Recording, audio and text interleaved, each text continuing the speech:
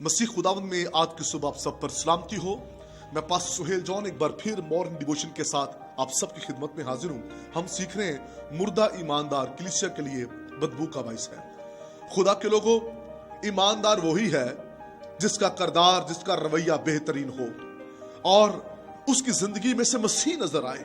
पौलुस रसूल कहता है, अब मैं जिंदा ना रहा बल्कि मसीह मुझ में जिंदा है, और जिसमें मसीह जिंदा होता है उसके किरदार में, रवैये में मसीह नजर आता है, और जिसमें मसीह नजर आए उसकी जिंदगी में से मसीह यीशु की खुशबू आती है। लेकिन याद रखिए, जिसमें मसीह जिंदा ना हो वो शख्स खुद ही जिंदा अपने आप को साबित कर रहा हो, उसके किरदार से आपको दुनिया की ख्वाहिशों की, दुनिया की चीजों की, नफरतों की बदबू आएगी, क्योंकि वो सिर्फ दिखावे का ईमानदार है। वो ऐसा शख्स है जो सफेदी फिरी हुई कब्रें हैं, ऐसे ईमानदार आपको नजर आएंगे चर्चिज के अंदर जो सफेदी फिरी हुई कब्रें हैं। ऊपर से वो बहुत प्रेज द लॉर्ड, आमीन, हालेलुया नारे लगाएंगे, जंपिंग करेंगे, बहुत कुछ करेंगे, लेकिन अंदर बदबू है, अंदर नजासत है, अंदर नफरत है, अंदर ऐबजोइयां हैं, अंदर टूट फूट की स्पिरिट है।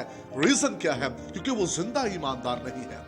जिंदा ईमानदार कलीसिया के लिए तरक्की का सबब बनता है, वो कलीसिया को आगे लेकर बढ़ता है। लेकिन मुर्दा ईमानदार कलीसिया के अंदर अपने बुरे किरदार की बदबू फैलाता जाता है। वो घरों में विजिट करेगा तो वहां पर वो बदबू फैलाएगा, वो चर्च में होगा तो वहां नफरत की बदबू फैला रहा होगा। सबब क्योंकि वो मुर्दा है। खुदा के लोगों, आप सब मुसरफ बेटे से वाकिफ हैं। मुसरफ बेटा जिसके बारे में उसका बाप कहता है ये मर गया था, अब जिंदा हुआ है। जब आप मुर्दा हालत में होते हैं तो हमारी जिंदगी कहां होती है?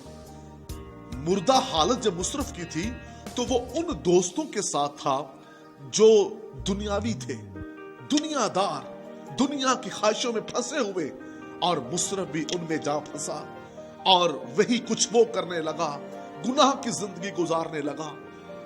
और याद रखिए, मुर्दा जहां कहीं भी होगा वो कभी भी दूसरों के लिए बरकत का सबब नहीं हो सकता।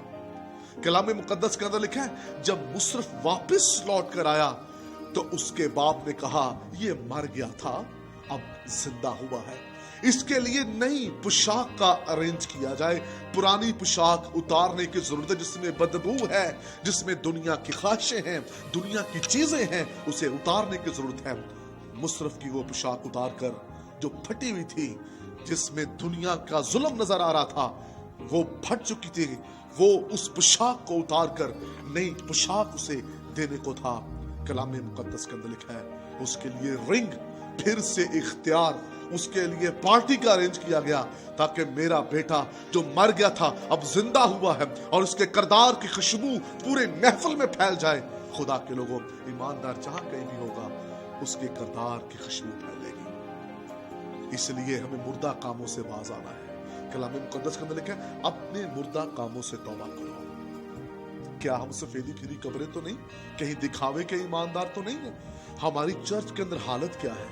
हम मसीह की खुशबू लिए फिरते हैं या हम बदबू लिए फिरते हैं दुनियावी चीजों की, नफरत की, बदरूहों की?